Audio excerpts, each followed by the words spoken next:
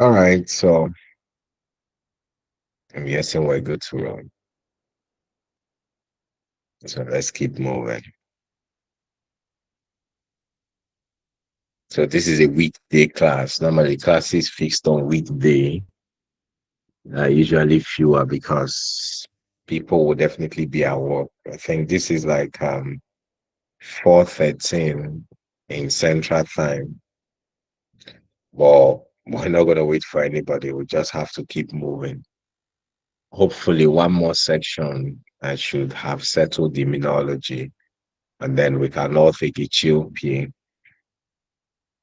And then the last class, I was able to talk about the vaccines completely. So we're going to start with hypersensitivity reaction today. Now, there are four different type of hypersensitivity reaction: type 1, type 2, type 3, type 4. Now, the most important approach to hypersensitivity reaction is this: being able to understand what is the primary cause of the different types.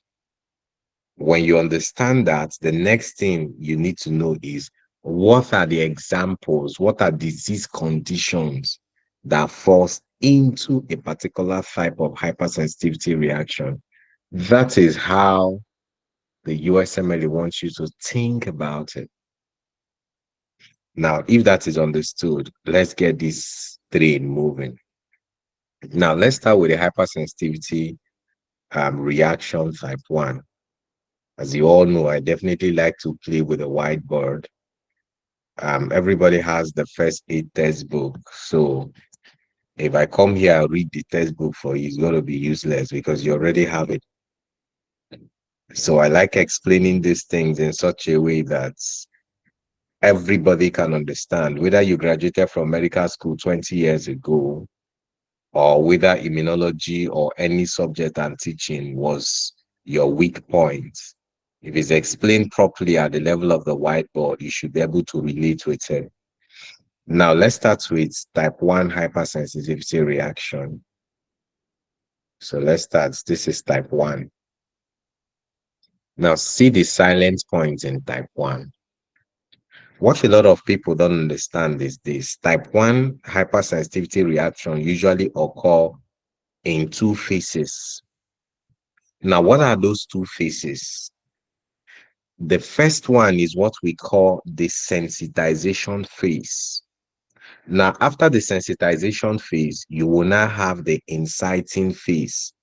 So the very first thing that will happen is sensitization. Now, the day you were sensitized, you will not have any problem at all. The day the sensitization happened, there will be no single problem. Now, it is on subsequent exposure, that is the inciting phase, that you will now start having reactions. Now, let me use this day-to-day example to explain this so that you understand where I'm coming from, as well as where I'm trying to drive at. Now, let's assume that a child sees a wild animal, for example, and the child doesn't even know what a wild animal is because the child has never seen such before. Now, the child went home and tell the mother, "Oh, I saw this wild animal that the entire community has been looking for." And the mother said, "Oh, you saw this type of animal. This is what we are looking for. If you see it, raise alarm so that the villagers can come and get it." Now, anywhere that child sees that particular animal again, because the mother have told the child that is the animal we're looking for, and the child has seen that animal before, when the child sights that animal, even if it's from a distance, the child will raise alarm. The villagers will come and pick up that animal. That is exactly what happened here. The first phase is the sensitization phase. That is the first time you come in contact with the allergen. That sensitization phase, there is no problem at all. It's just that your mast cells becomes accustomed to that particular antigen. Like, it is getting to know that this antigen is going to be a trigger in future. On subsequent exposure, that is where the problem starts. Now, look at what happened. Your type 1 hypersensitivity reaction is mediated by what we call the mast cell. These are your mast cell here. Now, your mast cell contain certain substances that can drive type 1 hypersensitivity reaction, but these substances are not just released until there is a trigger. Now, on top of this mast cell are IgE receptors. Now, it is these IgE receptors that were sensitized by that particular allergen. So let's assume these IgE receptors, the one that has the blue on it, has not been sensitized. Now, anytime they come in contact with this particular antigen again, let's say this is the blue antigen, what will happen is that the receptors will cross-link. Cross-link means you can see how the receptors are now, they are on their own. But when they cross-link, this is what happens. You see them definitely moving towards one another. This is what a cross-linking means. You see this goes this way, this goes this way, this one comes this way too. You can see that these receptors are all cross-linked. Now, when this cross-linking happens, automatically this mast cell will definitely degranulate. Degranulate means it will release the contents it has. That is those contents that can drive the type 1 hypersensitivity reaction. Now, there are three important contents that drive the early phase of type 1 hypersensitivity reaction. That's why I put this thing to be three. The first one is histamine. This is the one that causes most of the problem in type 1 hypersensitivity reaction. The second one is tryptase. And the third one is leukotriene. I call it LT. Now, if you look at these three substances, your histamine is the one that causes most of the negative problem in type 1 hypersensitivity reaction. That is the reason why if you want to treat type 1 hypersensitivity reaction, you use your antihistamine, like your loratadine, your pyrethrum. Because once you antagonize histamine, most of the negative effects goes away. Now, when you talk about the tryptase does not mediate most of the negative effects of type 1 hypersensitivity reaction, but the tryptase is very important in the sense that the tryptase is the marker of type 1 hypersensitivity reaction. Now, I want you to understand these two things. If you see a clinical vignette of type 1 hypersensitivity reaction, and they're asking you, this person's problem is most likely mediated by the release of which of the following. That is, they are asking you what is causing the patient's clinical presentation. It is going to be histamine. But if they now ask you, this patient condition is marked by the release of which of the following, is going to be tryptase. In the sense that tryptase release is what tells you that this thing is specifically a type 1 hypersensitivity reaction. You can have histamine release from a lot of sources, but when you see tryptase, it is definitely type 1 hypersensitivity reaction. So in summary, tryptase is the marker for type 1 hypersensitivity reaction, while histamine is the major driver. Now, you can have the late phase. This is the acute phase where histamine, tryptase, and leukotriene is released. Now, the late phase is definitely where you have the release of other cytokines, eosinophil. Those one drives inflammation and possibly cell death. Now, how would a patient that has type 1 hypersensitivity reaction present? That is another catch. Now, they can present in two ways. They can present simply as type 1. They can just present simply as an allergic reaction. I'm going to come to this. And they can also present as an anaphylaxis. Now, see, type 1 hypersensitivity reaction, usually type 1 hypersensitivity um, reactions will start as a normal allergy. But if it is not handled as a normal allergy, or if time is not taken, it can progress from that normal allergy to definitely give you an anaphylactic reaction. And that is the one that is very, very bad. You definitely have to treat that one very aggressively. Now, the normal type of allergy will give you the like of fever. It will give you the like of urticaria. It will give you the like of pruritus. It can even give you flushing. All these are mediated by histamine. But now, when it moves to have difficulty in breathing, that is bronchial constriction, you can call this dyspnea, difficulty in breathing, and hypotension, it has left the normal allergic reaction to anaphylaxis. So if you just see urticaria, you see fever, the person is itching, just leave that one as normal type 1 hypersensitivity. But in addition, if they tell you the person has chest tightness, difficulty in breathing, and you look at the blood pressure, it is low, it has gone to anaphylaxis, and you have to be proactive because anaphylaxis is a killer. Now, where this thing is important is that the treatment option differs. If this person has just the normal allergy, give the person antihistamine and the person will be good. But if this person have anaphylaxis, you're not even thinking of antihistamine at that point. You will definitely give the person intramuscular epinephrine. It's not like this in your book, oh, but you will definitely need to know this. If you see that the blood pressure is low, epinephrine is what you have to give. But if the blood pressure is good, the breathing is okay, you just have the normal allergy, give antihistamine. Now, the like of asthma, the like of atopic dermatitis, food allergy, peanut allergy, all of them are under type 1. Now, let's move on to look at type 2. Now, when we look at type 2, please, if you have the book, you're free to look at your book while I'm teaching.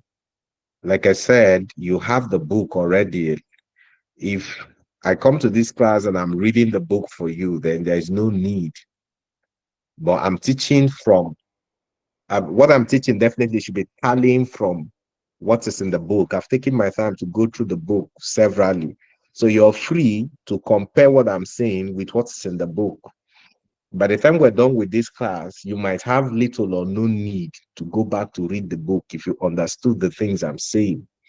Now, let's look at the type 2 hypersensitivity reaction. Now, the type 2 is the one that is mediated strictly by antibodies. That is what is mediating this one.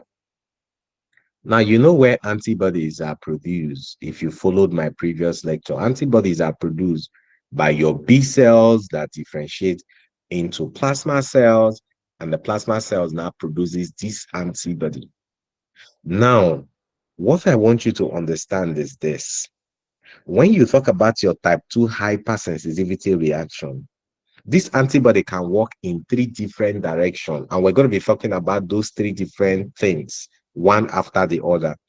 Now, the first thing is this. The first thing is this.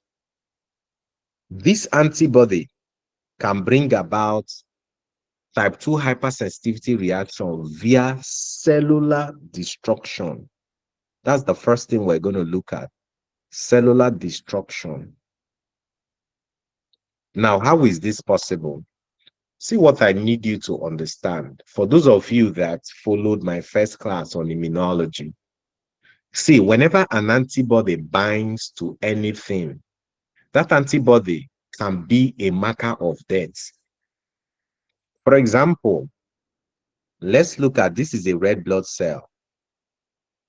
This red blood cell is normal. It doesn't have a problem.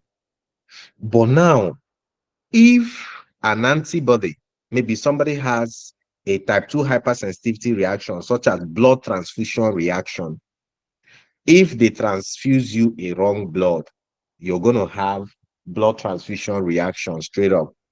Now, that blood transfusion reaction you're going to have is a type 2 hypersensitivity reaction. Now, look at how that reaction comes about. This is where it gets interesting.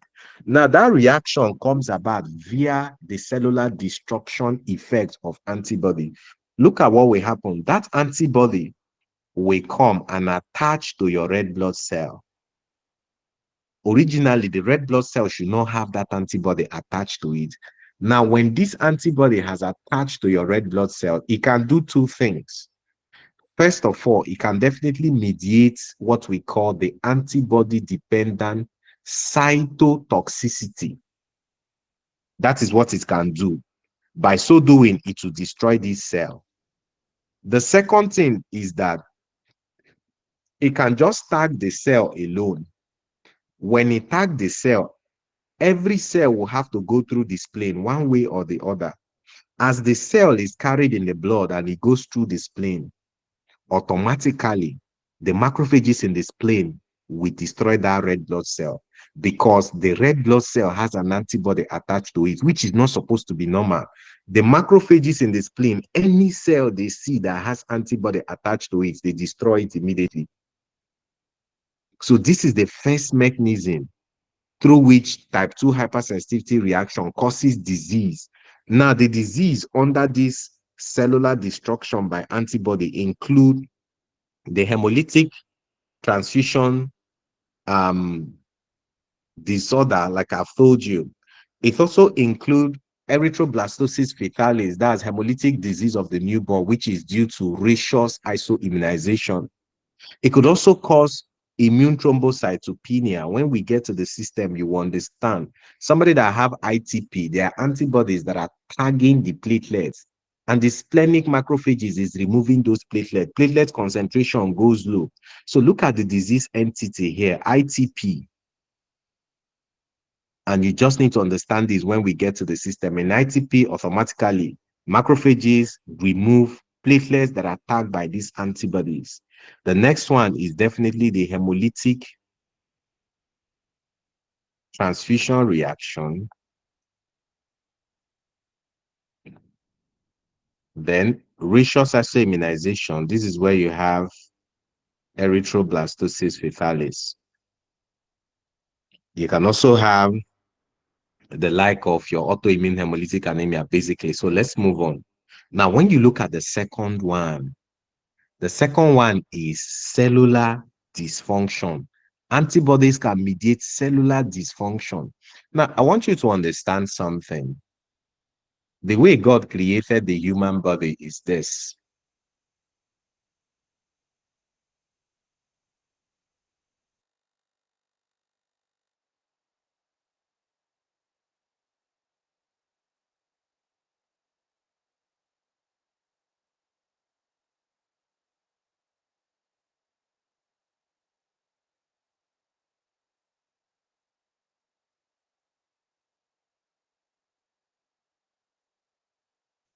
For example, let me use blood pressure to explain this. The normal blood pressure is supposed to be about 180 to 120. Now, if the blood pressure goes above 120, is an abnormality, is a dysfunction. If it drops to less than 80, is also a dysfunction. So your antibodies can definitely disrupt various cellular processes in the body, either increasing them or reducing them. Now, let's look at a few of those conditions. So let's start with the one where the antibody is able to increase a particular cellular process. Now, let's go to the thyroid gland. The thyroid gland is under control of a pituitary hormone called the TSH.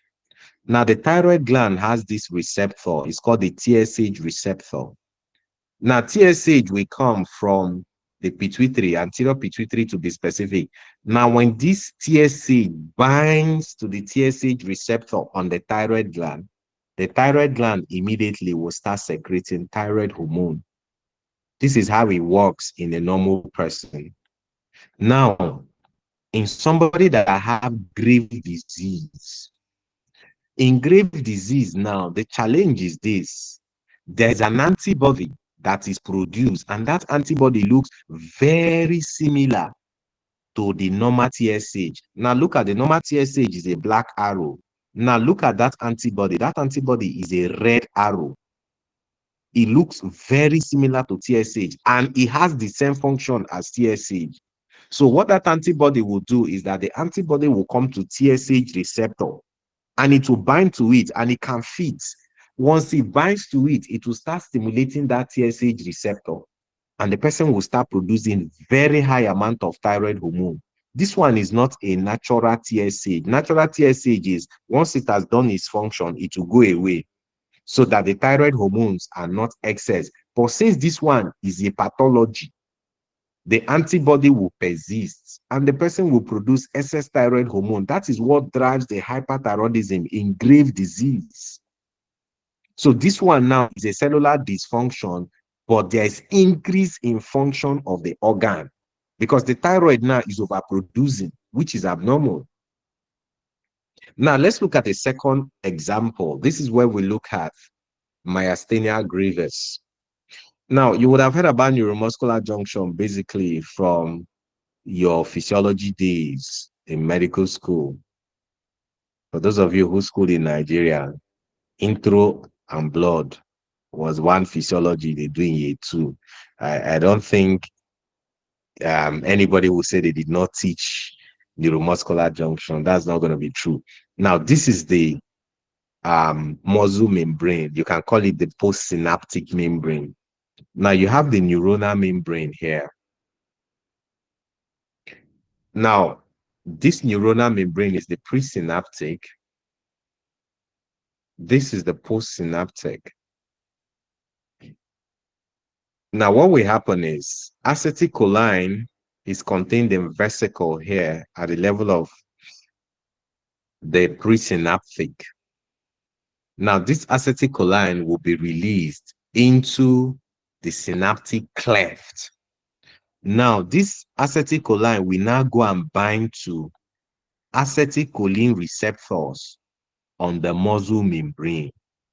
Now, when it binds to this acetylcholine receptor on this muscle membrane, you can call it the nicotinic receptor. Action potential will be triggered and the muscle will contract. So this is how your muscle contraction comes about. It starts from nerve signal. The nerve signal gets to the presynaptic terminal. It releases the acetylcholine. The acetylcholine goes to the nicotinic acetylcholine receptor on the muscle membrane, binds to it, action potential starts, muscle contraction follows. Now, see what happens. When you talk about myasthenia gravis, antibodies are produced, but now look at what the antibody does. The antibody comes to these particular receptors, they bind to it, and they are unable to produce any effect. This one is not like the one in grave disease that can produce an effect. This one, the antibodies are completely useless. When they bind to the receptor, they are very, very useless. They don't elicit any action potential. But the problem now is that they will refuse the real thing, which is acetylcholine, to bind. Now look at what happened. This antibody comes and it sits here. This one comes and sits here. This one comes and sits here. Remember, they are useless. They don't produce any effect. Now, because they are sitting on this receptor, the real acetylcholine cannot bind. So what it simply means is that this person's muscles can no longer contract. The person has muscle weakness. So you see that this is a cellular dysfunction, but now the activity is definitely reduced. Unlike in grave disease, where the dysfunction causes an increased cellular function. The final one under type 2 hypersensitivity reaction is the one that can be mediated via inflammation. Now, most of your antibodies, especially your IgM and your IgG, I told you from the last class when we did complement, IgG and IgM can fix complement. So when they fix complement, that complement can drive inflammation. This is where you have the like of your rheumatic fever and the good pasture syndrome under the inflammatory part of the type 2 hypersensitivity reaction. Remember, only IgG and IgM fixes complement. Now, let us move on to look at the type 3 hypersensitivity reaction. Now, when we talk about the type 3 hypersensitivity reaction, this one is mediated by antigen antibody. That is what you need to know. Now, antigen and antibody, we combine together to form what we call an immune complex. For example, this is, let's say this is an antigen, and this is an antibody that is directed to that antigen. Of course, the antibody will come and bind to its antigen, because for every antibody, there is an FAB portion, fragment of antigen binding, meaning that that antibody has a capability of binding to a particular antigen. That is why it has the FAB. So when the antigen binds, they form what we call an immune complex. Now, that immune complex is supposed to be cleared by your C3b. If you remember what I told you when we did complement pathway, the C3b is responsible for clearing those immune complexes. Now, let's assume that for whatsoever reason, C3b is low, for example, it simply means that these complement processes or immune complexes will accumulate because nothing to clear them. Now, when they accumulate, they can go and deposit in certain tissues or certain organs. Now, when they deposit in those tissues or organs, they definitely cause cellular damage. That is how type 3 hypersensitivity reaction comes about. Now, let me give you a classic example. Somebody that has PSGN, post-streptococcal glomerulonephritis. Now, in somebody that have PSGN, the person, first of all, had either strep pharyngitis or the person definitely had strep impetigo. So the person had either the sore throat or the person had the impetigo. Now, if you have any of these conditions, you will definitely have production of antibody against streptococcal antigens, like the streptolacins and the DNAs and all others. Now, those ones can bind to antigens and then they can deposit in the glomeruli. Now, when they deposit in those glomeruli, of course, they are definitely going to cause immune activity to happen in that glomeruli.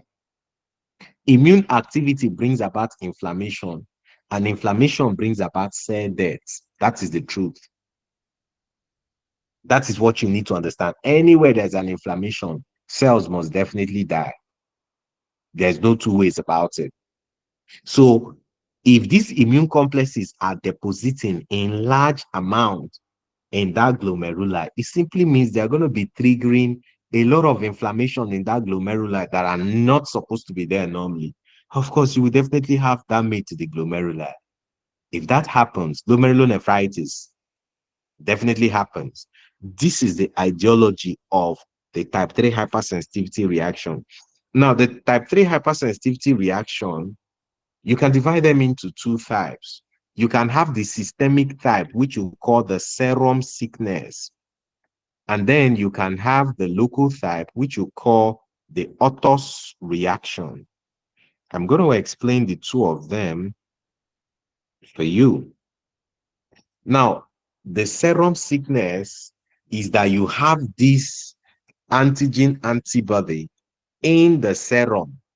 And because they are in the serum, they can definitely be deposited in any organ tissue. So they usually form a wide spray of clinical presentation. So their deposition in any organ will definitely determine the presentation they will have. But they will give you systemic findings too, because they are in the blood. For example, they are going to cause that inflammation like of fever. They will definitely go to the skin and give you the like of urticaria. The blood can carry them to the joints. They will have arthritis. The joints can carry them to the kidney. They have. Now you can see this. Urticaria carried to the skin. Fever, inflammation was in the blood. Arthralgia, it was carried to the joints. And then it was carried to the kidney. Now you can see of clinical presentation. Anything that is in the blood can go to any organ system because the blood flows around the body. That is why the serum sickness gives you this wide. Now, if I see fever, I see urticaria. Thinking of type 1 hypersensitivity reaction, because type 1 hypersensitivity reaction has fever. If you get to think about it, now, how is this going to be different from my type 1 hypersensitivity reaction? That is where you look at the timing when this whole thing occurred. The timing is super important. If it is type 1 hypersensitivity reaction, as long as if you expose that person to that antigen, you're getting that reaction immediately within minutes to hours. For example, if you react to paracetamol or you react to chloroquine, if I give you chloroquine, within minutes to hours of you taking chloroquine, you will automatically have type 1 hypersensitivity reaction. You will see the urticaria, the fever, the pruritus, everything will happen minutes to hours. But that is not going to be true in your type 3 hypersensitivity reaction. Let me assume that this same type 3 hypersensitivity reaction now is still caused by chloroquine. That is the serum-like sickness. It is caused by chloroquine. Now, if I give you that chloroquine today, if it is type 3 hypersensitivity reaction, you're going to have your presentation in 1 to 2 weeks because it will take time for the body to form antibody against chloroquine. Then that antibody will go and bind to chloroquine, and you will now form the antigen antibody complexes that will deposit and cause 1 to 2 weeks for that to happen.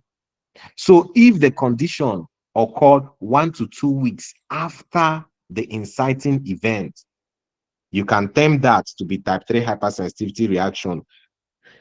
But if you see that urticaria, fever, and pruritus minutes to hours after the inciting event, is type 1. Now, when you look at your author's reaction is definitely a localized reaction. This one is that the type 3 hypersensitivity reaction, the antigen antibody complex is deposited in a particular tissue. That is why it is called a localized. That is all you need to know for that. Now, if you look at the disease condition under type 3, there are plenty and they are very important types. For example, the SLE, systemic lupus erythematosus, is type 3. The rheumatoid arthritis is type 3. Rheumatoid arthritis. Now, the like of your PSGN is type 3. The like of your polyarthritis nodosa, when we definitely get to musculoskeletal, we'll do all this. And the list goes on. They are definitely your type 3. Now, another thing you need to know that they confuse a lot is rheumatoid arthritis and rheumatic fever. Rheumatic fever is type 2. Rheumatoid arthritis is type 3. PSGN is type 3, but PSGN and fever, both of them are post-infectious sequelae of streptococci, especially the group A streptococci, that's strep pyogenes. But your rheumatic fever is a type 2 hypersensitivity reaction. Your PSGN is type 3. Rheumatoid arthritis may sound a little bit similar to rheumatic fever, but they are very different conditions and they are under different group. Now, if that is settled, let us look at the type 4, which is the last one, and then we can move to the immunodeficiency syndromes. Now, looking at the type 4 hypersensitivity reaction, this one is the one we call cell-mediated. Cell mediated in the sense that there is nothing that concerns antibody here. This one is mediated by your T cells and macrophages. These are the two.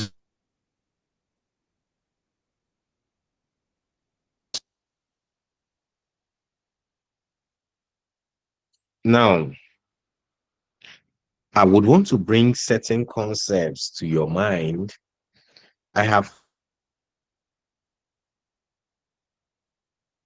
want to bring granuloma again, and I want to relate it to this type 4 hypersensitivity reaction. Now, see what you need to understand.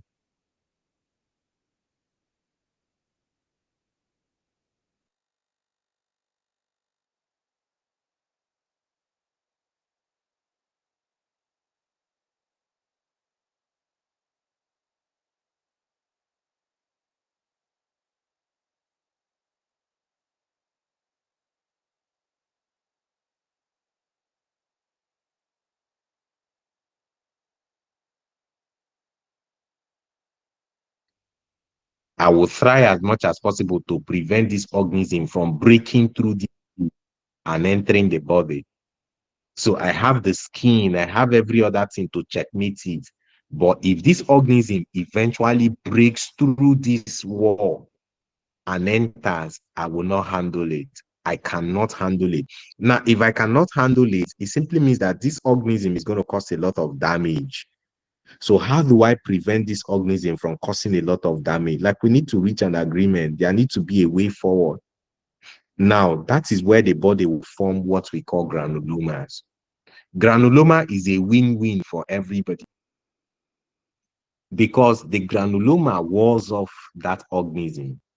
The organism cannot fight the body again. And the body's immune cells cannot also fight the organism. The organism will be there thriving, but it's not causing problem anymore. Now, your T cells and your macrophages are a key player in that. And they are also a key player in your type 4 hypersensitivity reaction. So think about it. When you go to do your PPD test, a lot of persons on this platform are either from Africa or from India or Pakistan. Now, in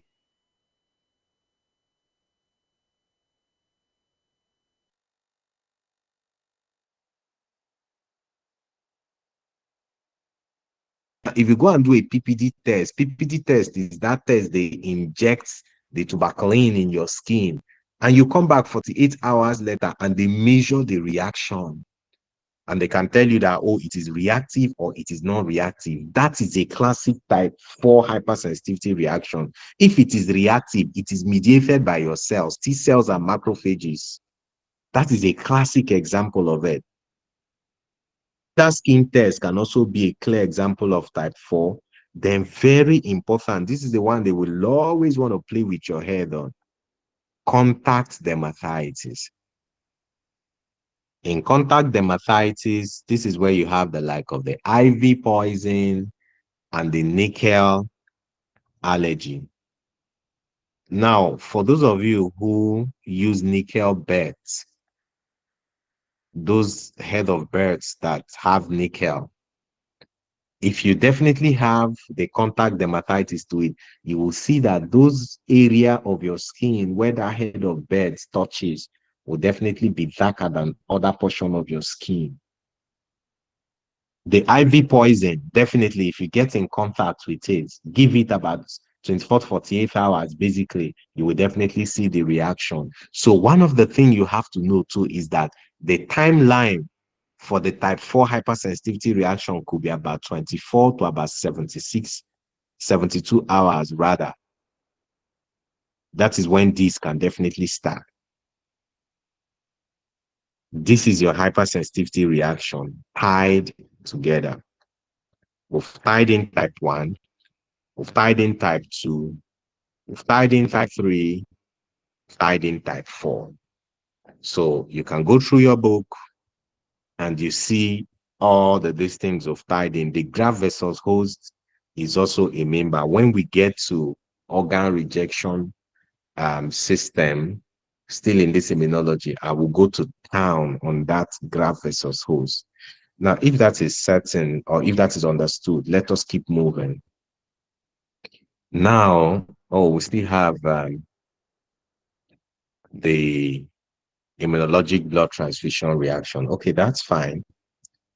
That's fine. So there's a way FA writes their book. Oh, someone said I'm breaking. Okay. Someone said I'm breaking. Okay, so hold on.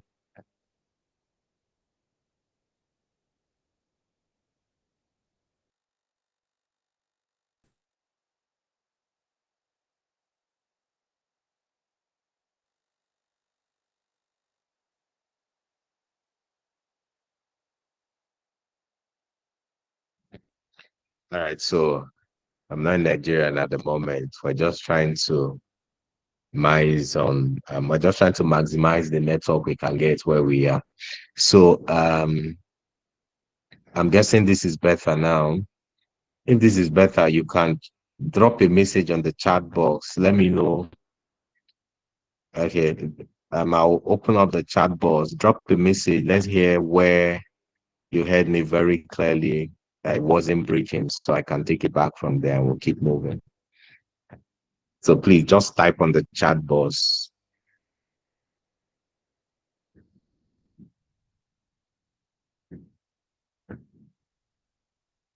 So for me, type 4. Okay, that's fine. Didn't really, okay. So everybody, no. Okay, so there are more people that say type 4. So I'll take type 4. Type 4 is the majority. All right, that's fine. So now let me take the type 4 again. Now, when we talk about the type 4 hypersensitivity reaction, basically, this is a hypersensitivity reaction that are mediated by your cell. Basically, that is the immune cells. And those immune cells are the T cells and the macrophages. Now, I had to bring in the concept of granuloma and I tied it in with type 4 hypersensitivity reaction. Now, when I talk of granuloma, one of the things I was saying is this: the body understands what it can do and what it cannot do. The body does not do more than its ability. Now, granuloma is a win-win for everybody. For example, if a particular microorganism invade the body defense system and the microorganism gets into the body, and when the microorganism gets into the body looks at it and says, I cannot take out this organism. So if you cannot take it out, what would you do? Are you going to allow it to destroy cells? No. The body will definitely reach an agreement with that organism by walling it off with a granuloma. Now, that is a win-win for the organism, is a win-win for the body. The reason is this: the organism will be there, it will be protected, and it will be thriving, but just in that granuloma. It cannot go beyond the granuloma. Now, the immune cells cannot hunt the organism. So the organism is winning, is safe. And on the other hand, the organism is not permitted to leave the granuloma. So the body is also winning. That's why I said it's a mutual thing for both of them. Everybody is safe. Now, that's can also be likened to the type 4 because your T cells and the macrophages are the ones that form that granuloma. And that is also what you see basically in the type 4 hypersensitivity reaction. Think about it: when they put a tuberculin, when they do a tuberculin test for you, where they inject that tuberculin into your skin, they will tell you, oh, come back in 48 hours, let us measure it. If it is very large, it is reactive, you have TB. That particular test is mediated by your type 4 hypersensitivity reaction. It is your macrophages and your T cells that walls that thing off, that gives that reaction that they measure in 48 hours. So the type 4 hypersensitivity reaction is a delayed type of reaction. It usually happens in about 24 to 72 hours after exposure to the inciting substance. Now, the classic example you need to know, I've talked of the PPD test. which almost everybody here will do when you get to America before you start working. The candidate skin test too is an example of type 4. It follows the same principle as the PPD test. Now, the contact dermatitis, I told you they are going to play with you on this. There are two types of dermatitis. There is the atopic dermatitis and there's the contact dermatitis. When they talk about atopy, atopy means type 1 hypersensitivity reaction. So the atopic dermatitis is going to be caused by type 1 hypersensitivity reaction, but the contact is going to be type 4.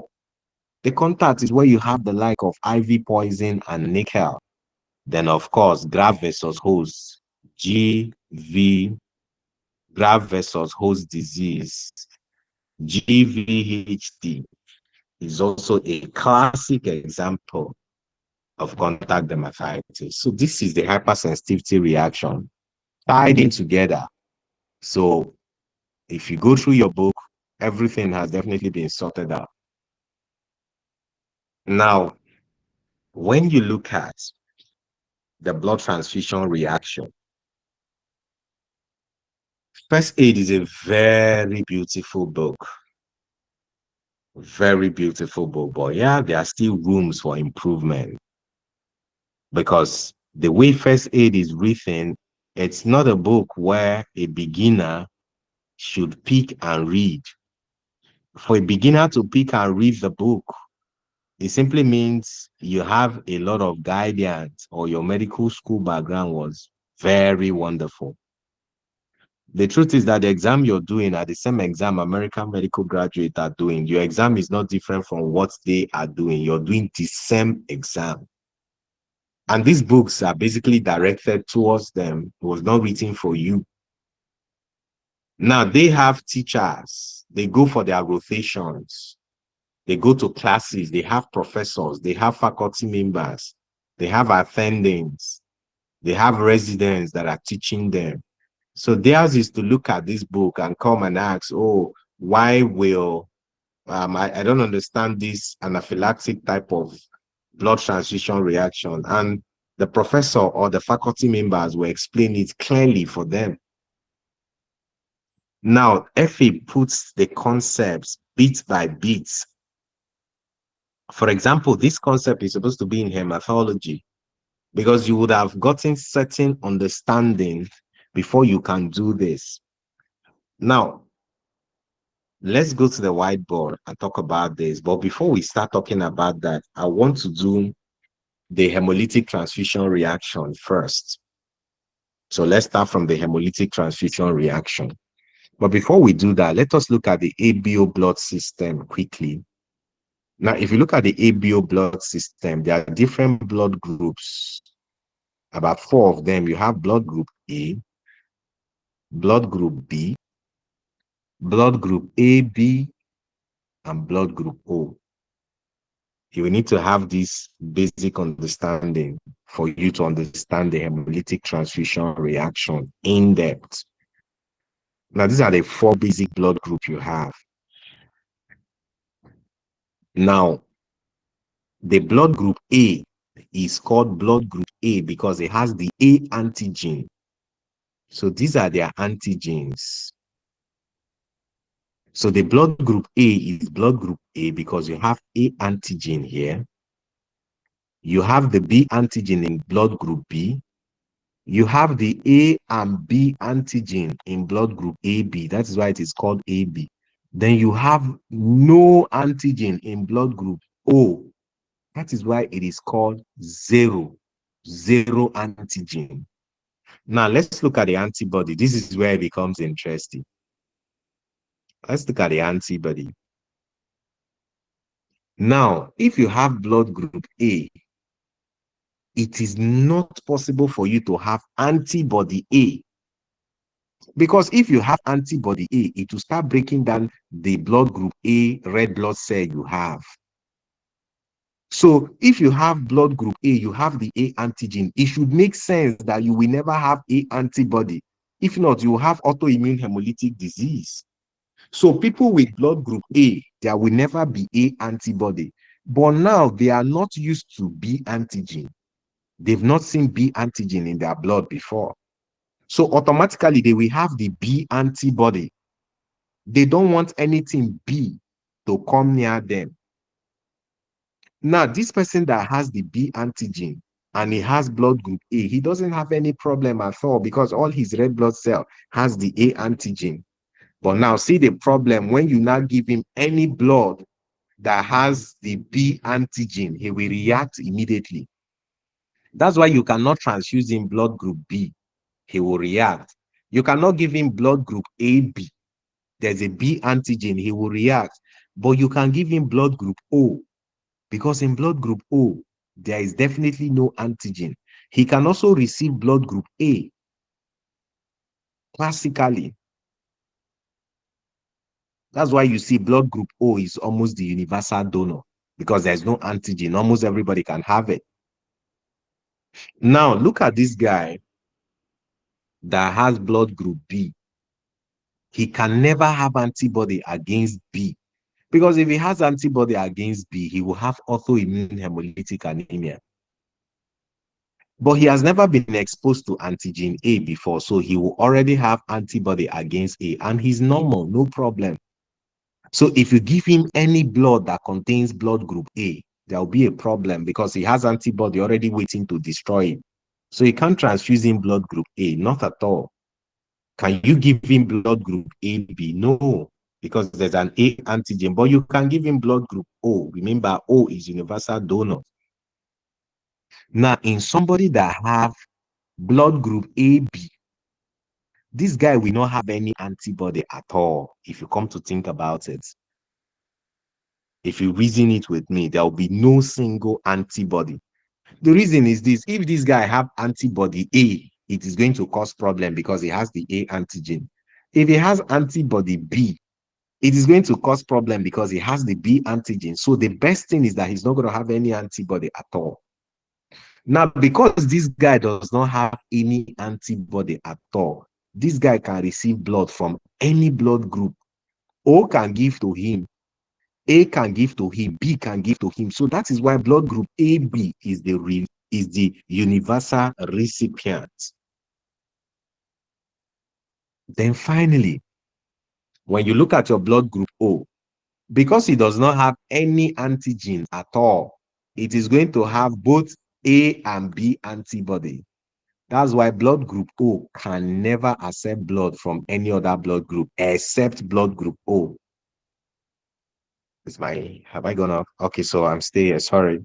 I needed to be sure that my internet has not gone off. Okay, so let's keep moving. I'm looking for my marker. Okay, this is it. This is what tells me if my network is still here or not. So I think I lost it. All right, so the blood group O, it doesn't have an antigen. So you see both antibodies present, both A and B.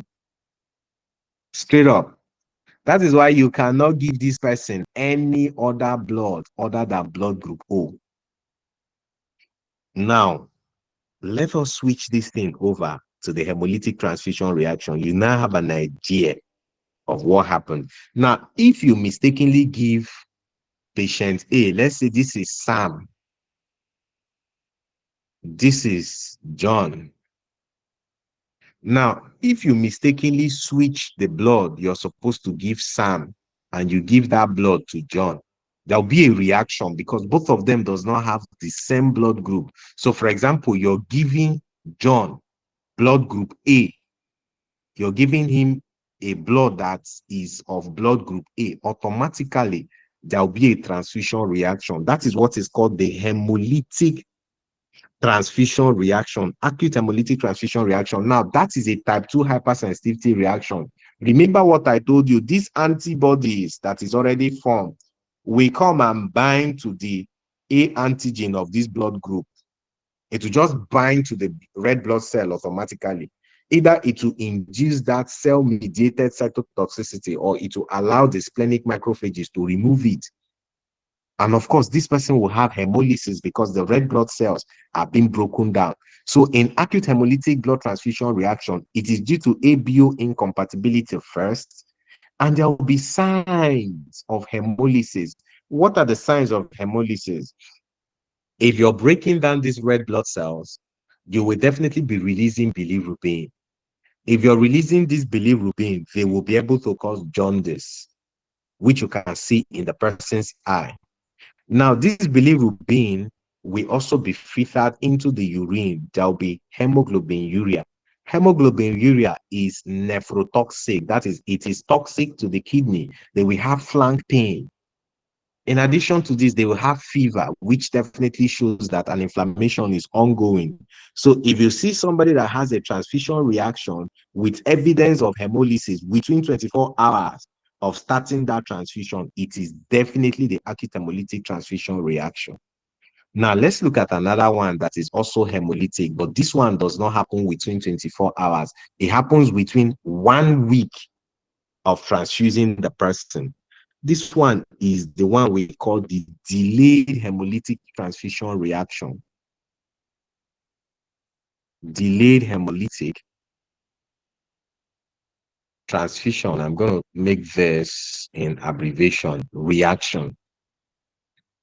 Now, we talked about the ABO blood system. But what you need to understand is there are some minor blood group that you cannot even access for. When you want to do grouping and cross-matching, the basic thing they look at for is the ABO and the ratios compatibility. But if you check, there are a lot of minor blood groups. Now, those minor blood groups can also cross-react. But their cross-reactivity is not as severe as that of the ABO, and it happens gradually. So somebody that have the delayed hypersensitivity reaction is due to incompatibility of minor blood group. That is the major thing here, minor blood group. That is the major thing here.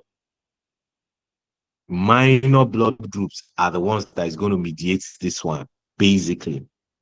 Now, apart from minor blood group mediating this one, it happens between 1 to 2 weeks. Unlike your acute hemolytic that happens within 24 hours, this one happens between 1 to 2 weeks. So the red blood cell destruction happens gradually. But because it is hemolytic, there will also be signs of hemolysis. What are the signs of hemolysis? Of course, the person will have the like of jaundice. The person will also have hyperbilirubinemia.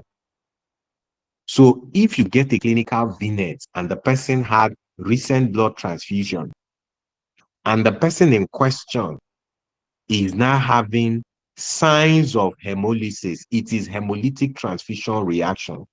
What you need to ask yourself is, when did this person receive this blood? If it's within 24 hours, it's acute hemolytic. The cause is ABO incompatibility. If it is definitely within 1 week, that is more than 24 hours, it simply means that that person is having the delayed type of hemolytic transfusion reaction. So we have settled two already. Now let us move to look at the one we call the febrile non-hemolytic transfusion reaction. That's the third one we're going to talk about. So this is febrile non-hemolytic transfusion reaction.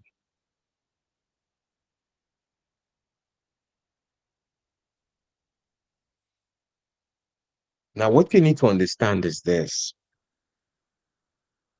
Think about it. When you want to take, for example, now I'm a blood donor.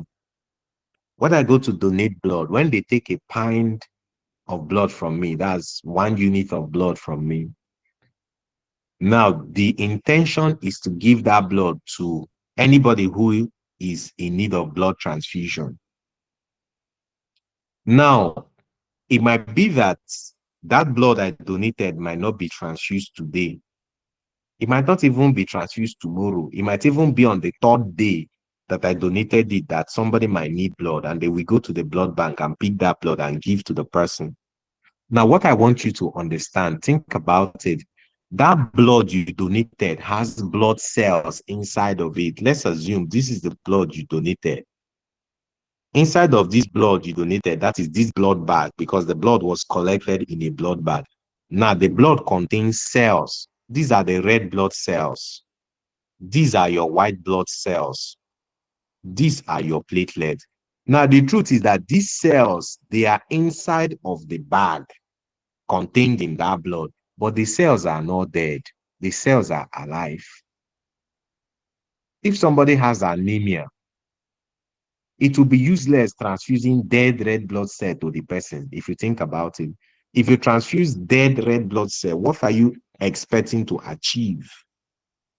You're not going to achieve anything because the red blood cells are dead, like they are dead. So you can only give blood cells that are alive. That is what will help the patient. If it is platelets you want to transfuse, you need to transfuse platelets that are alive because that is what is going to be functional.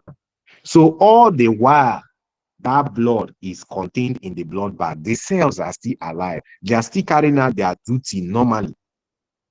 The white blood cell, for example, is in that blood bag producing cytokines because it doesn't even know that it is in a blood bag. It thinks it's still inside the body. So it is busy giving you normal cytokines. Now, those cytokines will accumulate in that blood bag because the white blood cell maybe have stayed for like 3 days in that blood bag. They have deposited a lot of cytokines and nothing to remove them because all of them will still be within the blood bag. Now, you now carry that blood that has a lot of cytokines that has been released by the white blood cell and transfused to the recipient. Immediately that person gets the blood, the cytokine will trigger an inflammatory reaction. The person will have chills. The person will have flushing. The person can have fever. So you can see fever. Remember, IL-1, 6, and TNF alpha can mediate fever. There'll be chills. There'll be flushing. But there will never be sign of hemolysis because this is non-hemolytic. There's no hemolysis going on. The problem is just due to that cytokine. So you will never see jaundice. You will not see flank pain. You will not see hyperbilirubinemia. You will not see hemoglobinuria. The only problem is just the fever, the chills, and the flushing. Now, most times, they give people blood transfusion with anti-inflammatory medications. That is because they want to die down this febrile non-hemolytic transfusion reaction. This one is not dangerous at all. You can stop the blood. Of course, when anybody reacts, you must stop the blood first, regroup and cross-match. If you regroup and cross-match and you discover that this is febrile non-hemolytic, you can give the person paracetamol and continue the blood. We've settled 3 of them. So how many are we owing left? I think 2 of them because they are basically 5 for step 1. They are 6 for step 2. So we're going to stop at the level of step 1. So we'll just do the 5. When you cross over the bridge, we can tie in the 6th one for you. Now, when we look at the 4th one, that is where we talk about, let's do the anaphylactic type first. And then we now end with the Thrali. So let's do anaphylactic type first. Anaphylactic transfusion reaction. Then we can end it with the Thrali. Now, see what you need to understand. There's a group of people who don't have immunoglobulin A naturally. You know, there are different immunoglobulins. There's the like of IgG. Sorry, guys, 1 second. Let me plug my laptop. I've not been charging it. If not, it will go off. Sorry, 1 second.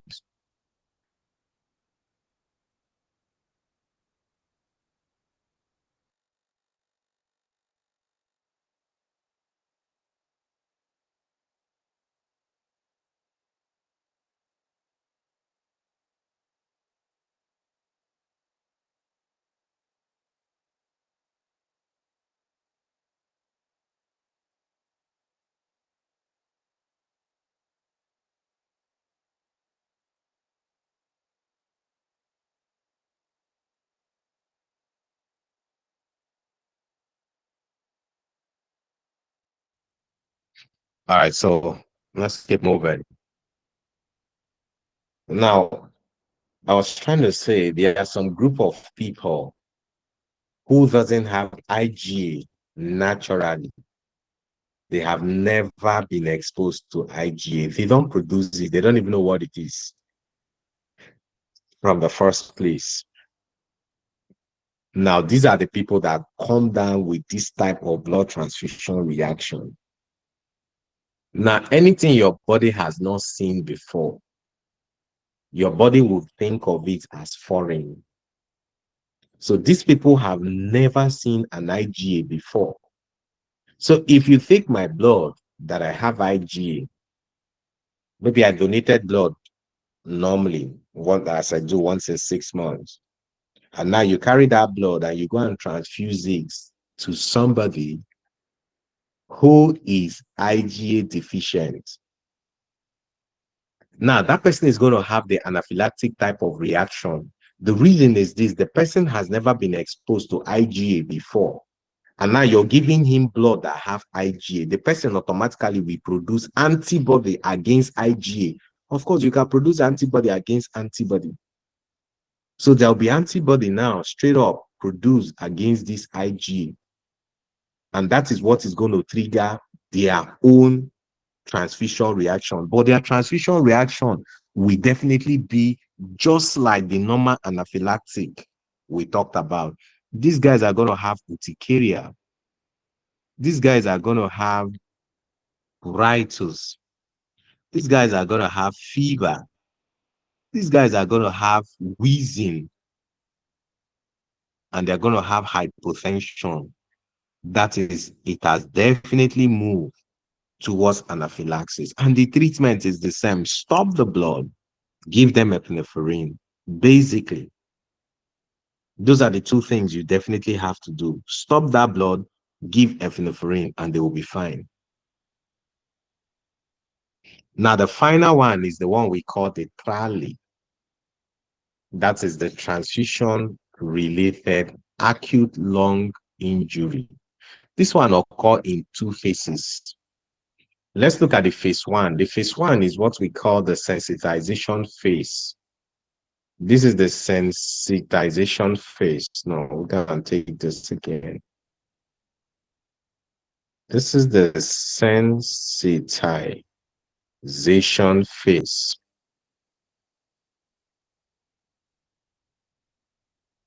Now, in the sensitization phase, this is definitely where certain neutrophils in the lungs, see how this thing works. There are certain neutrophils. Those neutrophils are specifically in the lungs. That is where they are located. Now, there are certain substances that when you're exposed to them, those substances will go and sensitize the neutrophil in the lungs. Remember, the day you're sensitized is not the day you're going to cause problem. For example, if they tell you, look for so person and you don't know the person, the first time you see the person and you go and report, they will say, yes, that is the person we're looking for. Anytime you see the person, raise alarm. So it is on subsequent exposure, you will definitely react when you see that person again. So in the sensitization phase, you're just exposed to certain blood products that is contained in that blood. The neutrophils become sensitized, but they are not causing problem. Now, the second phase is the inciting phase. Now, when you give that person blood that has that blood product again, that is the second time the neutrophils are seeing it. Automatically, they will be sensitized. They will not be sensitized, but rather they will react because this is second exposure. Now, when the neutrophils react, neutrophils usually contains very deadly substances that are called proteases. Now, see what you need to understand. This is the way the lungs is. The lungs has a junction you call the alveolar capillary junction. The alveolar contains air. Okay, now let me draw it in a better way. This is the alveolar here. It contains air. This is the capillary here. It contains blood. Now, if you observe the two of them, their contents don't mix together. The only thing that is permitted is gaseous exchange. For example, you have blood in the capillary here. This blood is not permitted to move into the alveolar. You have air in this alveolar. The air is not permitted to come into the blood. The only thing that happens is oxygen moves from the alveolar into the blood, and carbon dioxide moves in the opposite direction from the blood to the alveolar. And of course, since there is blood in the capillary, this is where the neutrophils are. Now, when these neutrophils have been sensitized and you expose the person to the blood product again, this neutrophil will release dangerous substances that we call proteases. Now, see what proteases will do. Once this neutrophil releases these proteases, this is what the proteases will do. The proteases will come and break down this capillary membrane. And because the capillary is in close proximity to the alveoli, it will also break down this alveolar. Once that happens, blood can flow from this capillary and enter the alveolar. That will give you pulmonary edema. That person automatically become breathless because there's now fluid accumulated in the lungs, which was not supposed to be so. That is how the trali is mediated. Now, I'm guessing I've been able to talk about the blood transfusion reaction for the level of step one. I think there are 5 of them. I hope I'm not missing anything. Yeah, there are 5 of them basically. So this is all of it sorted out.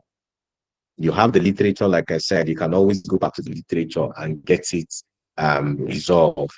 If you follow the things I'm saying, you will not have a need for the literature because everything has definitely been explained in such a way that anybody should be able to follow.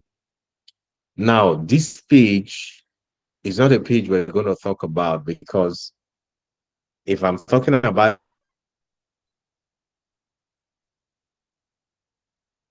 this page, there's no explanation I can give you here. I can only tell you to memorize this. I'm not a fan of memorizing and cramming. If you want to cram in this pathway, you become frustrated. These are antibodies that define specific disease condition. And all of these disease conditions, we're going to talk about it in the systems.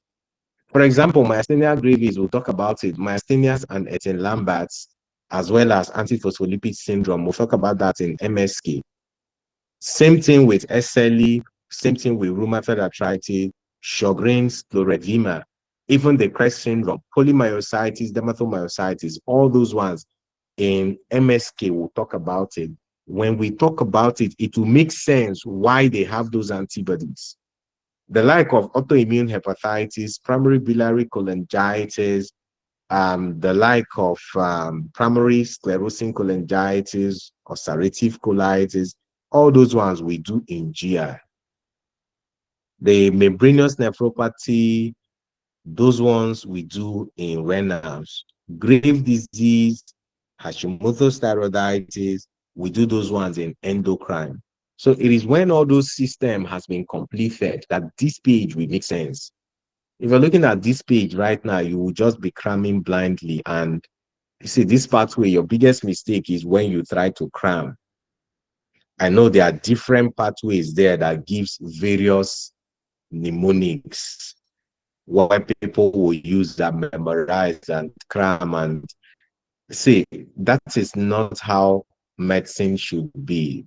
There's a pattern the exam is moving towards, especially the step 2 exam.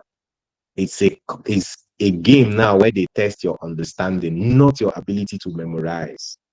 And if you get to understand how the US pathway is structured, they really want you to be a critical thinker.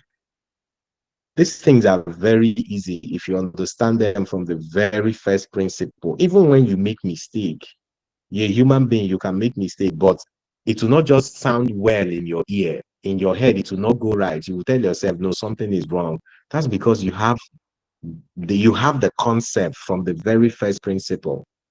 So the only thing I can tell you to memorize is when there is no logical way to understand that concept, you can now memorize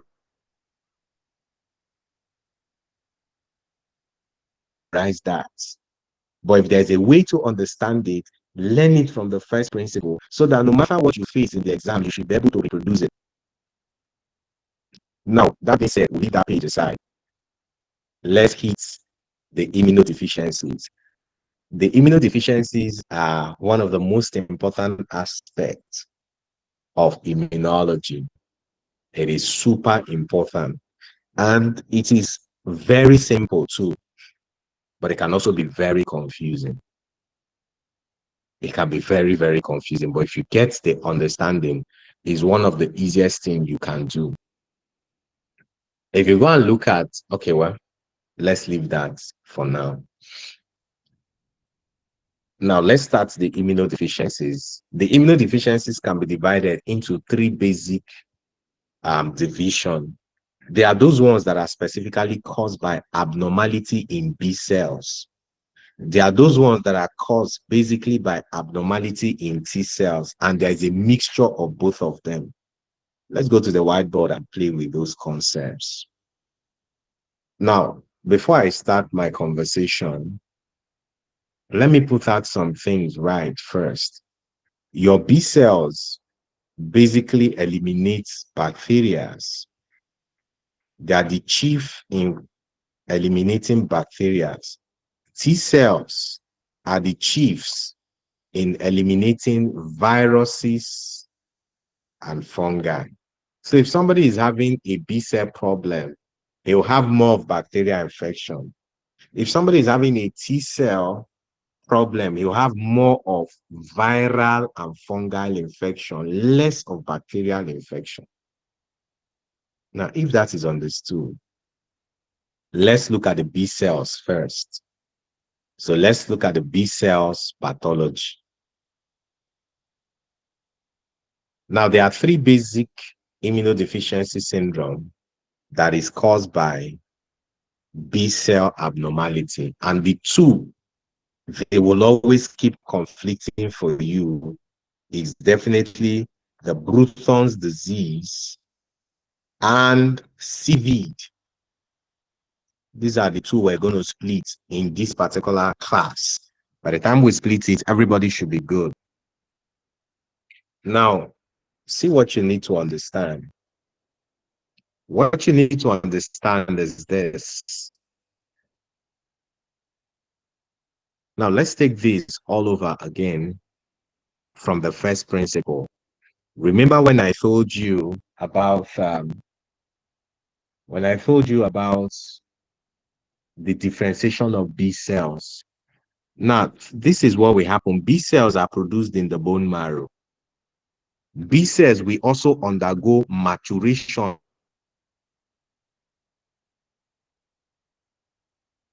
in the bone marrow. So this is the premature B cells. This is the one that was produced. This is mature B cells. So this is PMB. Please, this is not the PMB you know. Some of you know PMB. This is not that PMB. This one is premature B cells. Now, the premature B cells will move to become the mature B cells, MB. Now, the mature B cells are the ones that stays in the primary follicles. That is the quiescent follicles. Now, these mature B cells, when there is a trigger or an infection or anything, it will move on to the plasma cells. These plasma cells are now the ones that secrete antibodies, immunoglobulins. Now, these plasma cells forms the germinal center, which is the activated follicles. This is how the B cells goes normally. Now, in somebody that have the Bruton's A gamma globulinemia, the problem is this. In Bruton's, the major challenge you have is that the premature B cells can never go to mature B cells. This is where they stop. Premature B cells are formed.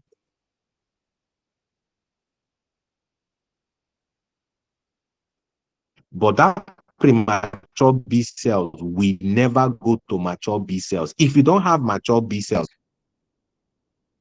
if you don't have plasma cells, automatically you cannot have immunoglobulin. That is the problem in Bruton's and gamma globulinemia. Now, what it simply means is that the primary follicles is going to be absent because there are no mature B cells to form it. The germinal centers are also not going to be there. Immunoglobulins of all type will also be low. That is Bruthings for you. Now, Bruthings is an X-linked disease, X-linked recessive. So it will be commoner in boys. You rarely see X-linked recessive in girls, except for people with Turner syndrome or people that have the bar body. That is not a concept for this class. Now, I told you that if people have B cell problem, they will have bacterial infection, basically. So these people will have recurrent bacterial infection. But there's something that is pathognomic for Bruton's agammaglobulinemia. That is enteroviral infection. They're not supposed to have viral infection, but once you see the enteroviral infection, it is Bruton's until proven otherwise. So if the person have recurrent enteroviral infection,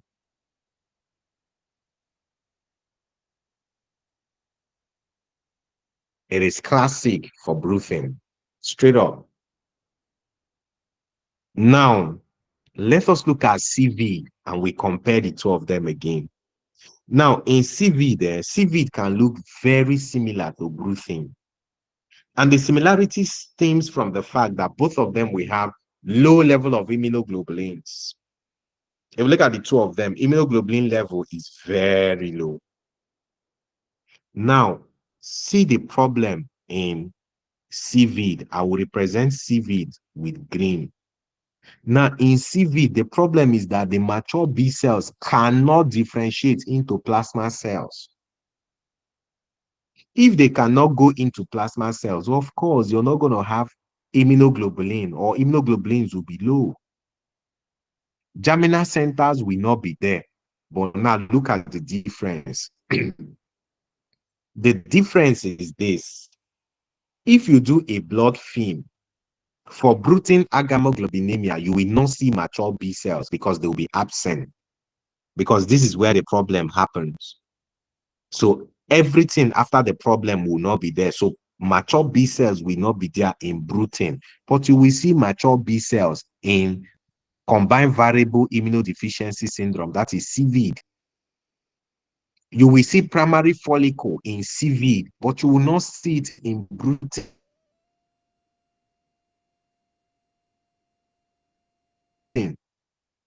But in both of them, you will not see plasma cells, and immunoglobulin will be very low. To split the two of them apart. If they give you Bruton and they give you CV in that answer choice, they will definitely give you clue to be able to differentiate them. Either they are telling you the primary follicles is not there, or they are telling you that the person has no mature B cell on peripheral blood film.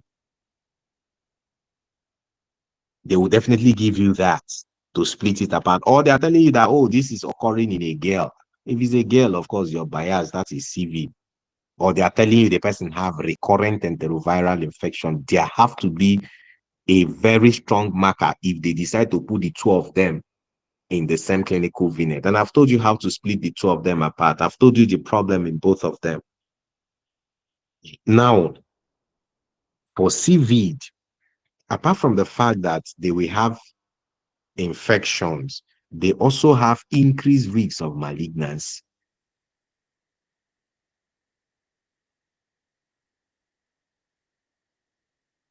So if you see malignancy here, like the lymphomas, you should not be surprised. Now let's do the final one for B cells and we move to T cells. The final one is the one we call the selective IgA deficiency.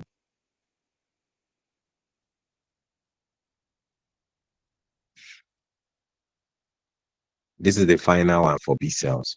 Now, selective IgA deficiency occurs in a group of people that don't have IgA naturally. These people don't produce IgA, like they are not used to it at all.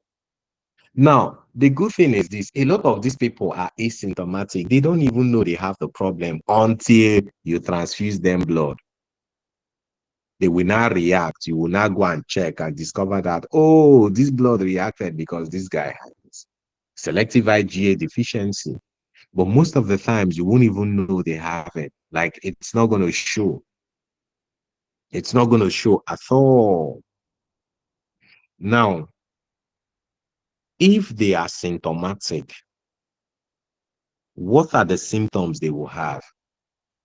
If you're smart enough, you will be able to reason these things out. You see, in this pathway, you need to do a lot of reasoning. When some of us were prepping for this exam, it took time.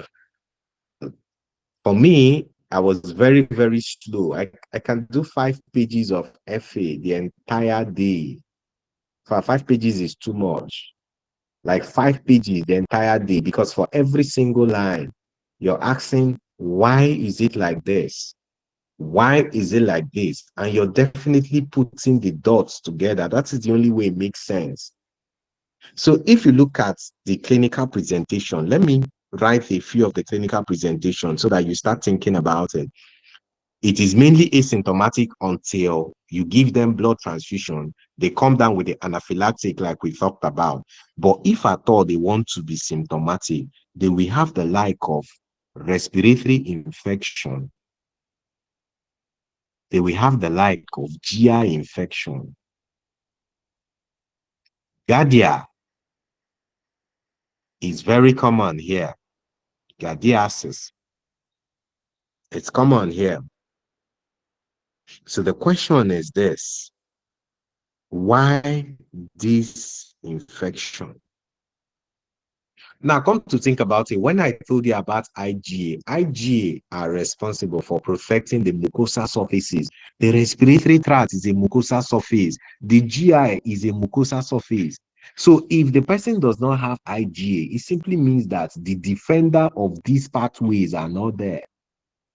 So if an infection is to strike, it will strike those pathways because those are the pathways that really depends on IgA.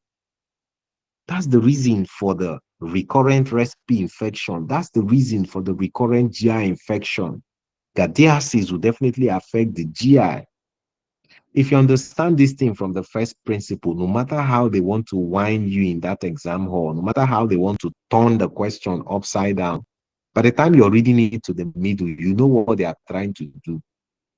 By the time you get to the end, you know all the trick or all the deception they have put in the question to take you off the real answer. You already know all of them. Like, this is not supposed to be so. This is not supposed to be so. This is not supposed to be so. And you're picking your answer and you're moving. That's because you understand your content from the first principle. And when you talk, people will definitely know you have a good knowledge base. So always strive to connect the dots together. There's always a relationship between the things you have learned and the things you're learning, and you need to marry them together. Now, if that is understood, the final thing I will talk about in selective IgA deficiency is it gives you a false negative celiac test result.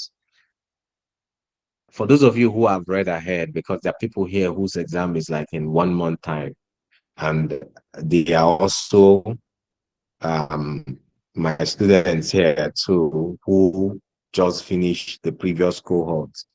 They are also in this meeting, so they definitely have read way ahead.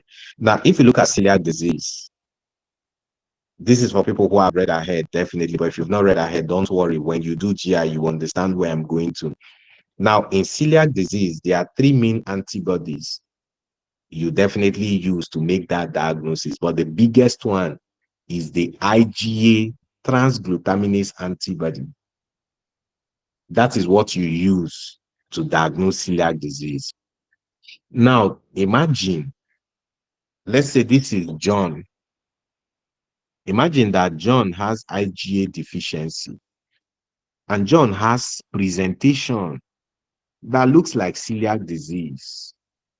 And as a doctor, you're suspecting that John has celiac disease and you wanted to confirm and you say, oh, do the IgA transglutaminase antibody.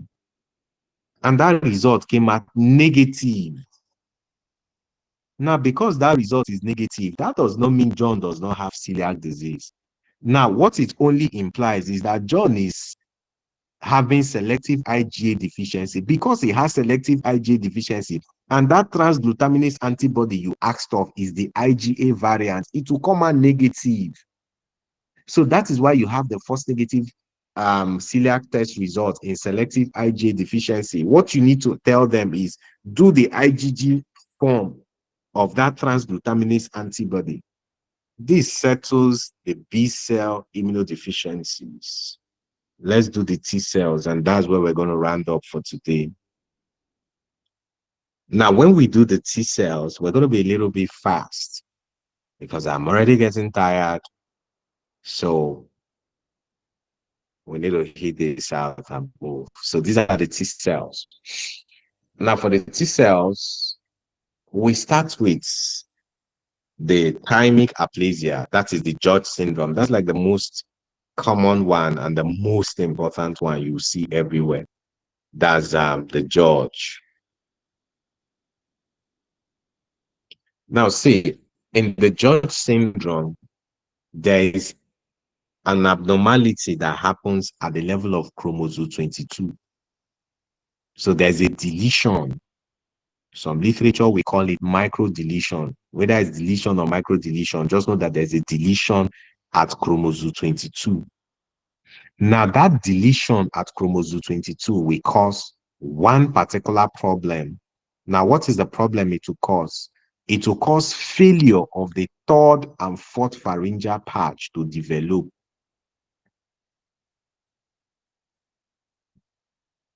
Now, when we do reproductive system in future,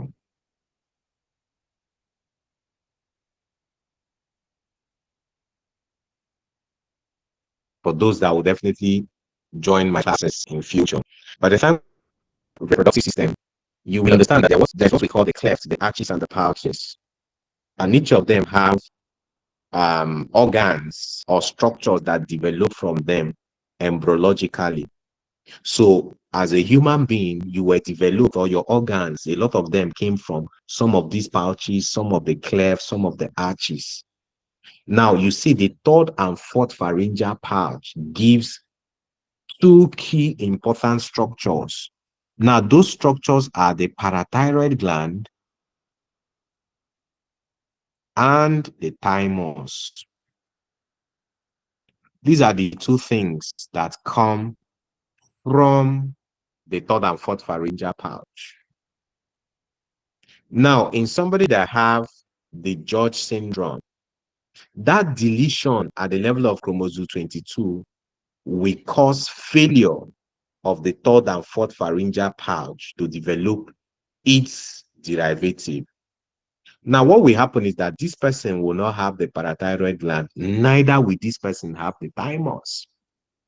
And remember what I told you, if you're connecting the dots together, T cells are produced in the bone marrow, but they cannot undergo maturation in the bone marrow. They will have to migrate out of the bone marrow and go to the thymus. It's at the level of the thymus they undergo maturation and differentiation. That is where the positive and negative selection happens. So imagine if this person does not have the thymus, automatically T cells can no longer mature. So you will have somebody that does not have mature T cell at all. If you don't have mature T cell, of course, that will cause recurrent viral and fungal infection. Remember, I told you that T cells is responsible for taking care of viruses and fungi. Now, the other challenge these people will have is they don't have the parathyroid gland. Parathyroid gland is responsible for maintaining calcium hemostasis. That is the level of calcium in the blood.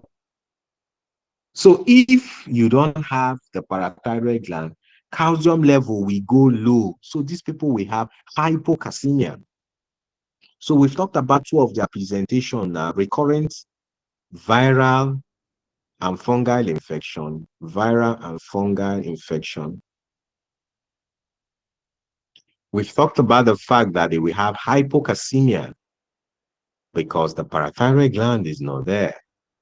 Now, these people in question will have what we call craniofacial abnormality. We have craniofacial abnormalities. For example, they will have low set ear. They can have flat nose. They can have cleft lip. They can have cleft palate. And then finally, they will have conotruncal anomaly.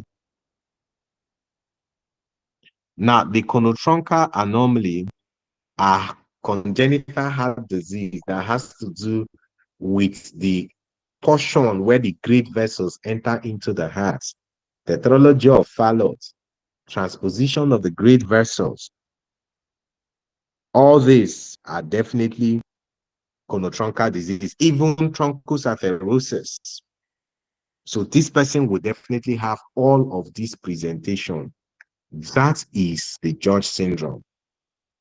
Now, when we move on, we look at the other types of T cell abnormalities. That's abnormalities that are very specific to T cells. So let us look at the hyper IgE syndrome. Let's look at the hyper IgE syndrome next. That's the one you call the Job disease. So let me just call it the Job syndrome. You can also call it the hyper IgE syndrome. So please, the two of them are the same thing. Whether you call it hyper IgO or you call it Job. Now, if you look at T cell, helper T cell to be precise, CD4. Now, helper T cell, what it does is that it helps the immune system to click. For example, anything you want, the helper T cell can make it happen.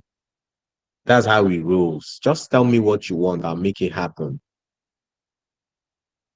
You say, oh, I want cell-mediated immune response.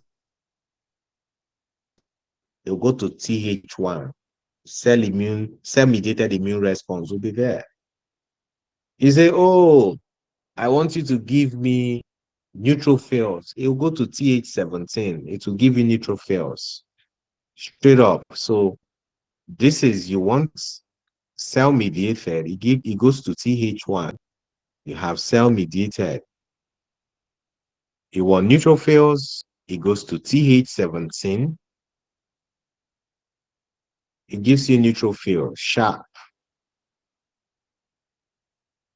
If you say you want to down-regulate the immune system, it goes to the Treg. You shut this thing down completely. You turn it off. You say you want Homora, it goes to Th2. It gives you antibodies. Now, this one here that gives you Th17 is mediated by the STAT gene. That is what mediates that, especially the STAT3. Now, somebody that have the Job syndrome, the problem is this. This STAT3 is mutated. If the STAT3 is mutated, your helper T cell can no longer go to helper T cell 17. If it cannot go to helper T cell 17, what it simply means is that it can no longer give you neutrophils when you need it. That is their major problem. Now, neutrophil is definitely one of the first line of defense in the body. And neutrophil is what is responsible for causing inflammation in certain parts of the body. So these people will typically have what we call the cold abscess. Now, cold abscess simply means that these people have infection without neutrophil being able to be there to trigger inflammation, because neutrophil are the ones that causes acute inflammation. That is where the cold abscess comes in. These people will have dermatitis. They will also have high IgE. That is why it is called the hyper IgE syndrome. Now, I used to remember this thing with a triad of recurrent infection,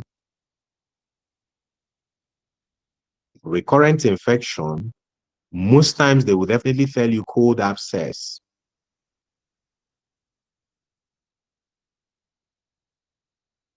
Now, this person would have dermatitis, IgE would be high. This is definitely the Job syndrome, straight up. And you definitely know the cause.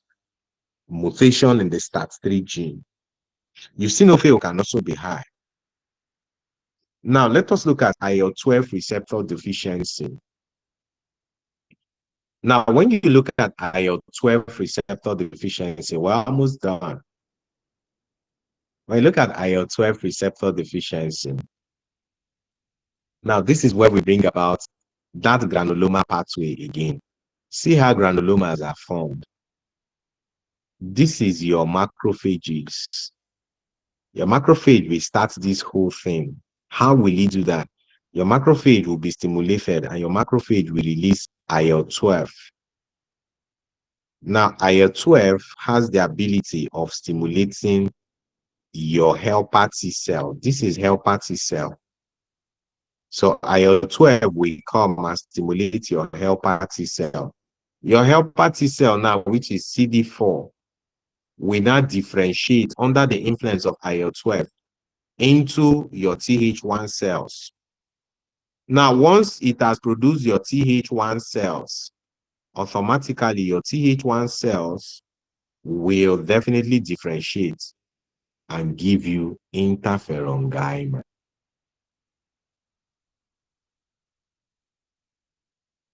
Interferon gamma. Now, once you've gotten your interferon gamma can now come and stimulate these macrophages to produce TNF alpha. The TNF alpha will now cause maintenance of the granuloma. This is how your granulomas are formed. Now, when you look at the like of Mycobacterial tuberculosis, you see, that is why when you go to America, they will have to test you for TB first.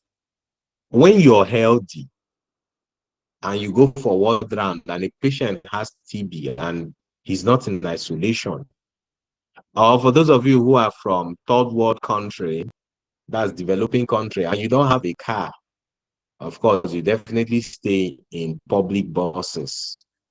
And somebody has TB in that bus and the person is just coughing without even using a hanky. He doesn't even know he has TB. Almost everybody in that bus will be exposed to TB, but as long as your immune system is intact, you're not going to come with TB infection. Why? Because when TB enters into your body, your system understands that, man, I cannot handle TB, but I can checkmate it. This granuloma pathway will automatically be activated. Granuloma will form, and that granuloma will wall off that TB. As long as you remain healthy, you will never have that TB. But if something goes wrong, maybe, unfortunately, the person developed immunosuppression in the course of his life, of course, that person will definitely have the immune system being suppressed. He will lose the granuloma. The TB will reactivate and cause problem because the granuloma is off. Now, see the challenge. The challenge in IL-12 receptor deficiency is this. The receptor are these CD4 cells that is supposed to recognize IL-12 is not there. So this is the problem. IL-12 cannot stimulate CD4 to produce Th1. If you cannot produce Th1, of course, you cannot have interferon gamma. So interferon gamma is going to be low. If there is no interferon gamma, you cannot have TNF alpha and you cannot have granuloma formation. So people that have this IL-12 receptor deficiency cannot form granuloma, and these people are at increased risk of having tuberculosis infection. Classically, once you see somebody with repetitive TB infection, you think of IL-12 receptor deficiency. Now, treating this condition is very easy. All you need to do is give this person synthetic form of interferon gamma, and you have solved the problem. Because the person's problem is that he cannot produce interferon gamma. So once you replace it, problem is solved. As simple as that. Immunology can be one of the simplest things you would do, but because it looks a little bit abstract, people run away from it. But it is a very, very easy thing to do. Now, the final thing we're going to talk about is the last one, which is the chronic mucocutaneous candidiasis. So CMC. Now, this one is caused by a mutation in the air gene. We talked about this air gene when we did negative selection. We told you that when there's a problem with the air gene, there will definitely be autoimmune disease. But in addition to that autoimmune disease, you will have recurrent mucocutaneous candidal infection. That is because the T cells are not properly formed when they were undergoing differentiation. That is just the simple thing about your CMC. We're just trying to tie in that dots together. So somebody that have the CMC, in addition to having the recurrent mucocutaneous candidal infection, the person will also have some other autoimmune diseases because the R gene did not form very well or it was mutated. So the negative selection was definitely impacted. This is where we're going to stop for today. So the questions can come in and we can get our hands on a few practice tests to definitely solidify what we have learned. So